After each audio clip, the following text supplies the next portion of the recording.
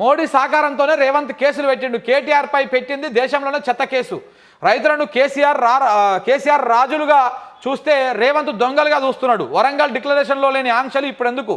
128 కోట్ల రూపాయల అప్పులతో ఏం చేశారు? హామీలను గాలి కొదిలి స్వలాభం కోసం రాజకీయాల. సూర్యాపేటలో మాజీ మంత్రి జగదీష్ రెడ్డి మాట్లాడినటువంటి మాట. నిజంగా కూడా ఒకసారి ఇక్కడ చూడండి మిత్రులారా, ఇక్కడ చూడండి. ఇక్కడ ఇప్పటిదాకా కాంగ్రెస్ ప్రభుత్వం తెచ్చినటువంటి అప్పు 1,38,117 కోట్లు తెచ్చినటువంటి అప్పు.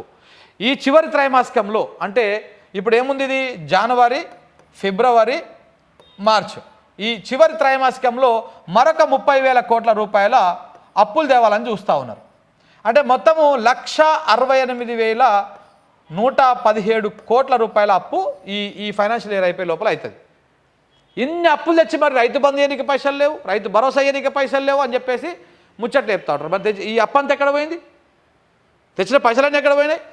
ఇదే కాకుండా మళ్ళా ప్రతి నెల ఎవ్రీ మంత్ వచ్చేసి మనకు ఎంత వస్తుంది? 18,500 కోట్ల ఆమ్దాన్ వస్తుంది రాష్ట్రానికి అని చెప్పేసి రాష్ట్ర ముఖ్యమంత్రి గారే చాలాసార్లు ప్రకటించడం జరిగింది రేవంత్ రెడ్డి గారు. మరి ఈ నెలకు వచ్చే 18,000 కోట్లు ఎక్కడ పోతున్నాయి?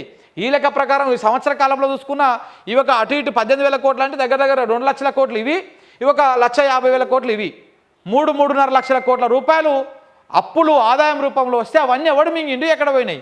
మీరు చేసేటువంటి ఏమైనా ఘనకార్యం ఉందా ఈ సంవత్సర కాలంలో? ఏదైనా కొత్త ప్రాజెక్ట్ ఉందా? ఏదైనా ప్రజలకు అక్కడికి వచ్చే సంక్షేమ పథకం ఉందా? ఏదైనా సంచలన ప్రకటన ఉందా? ఏది లేదు.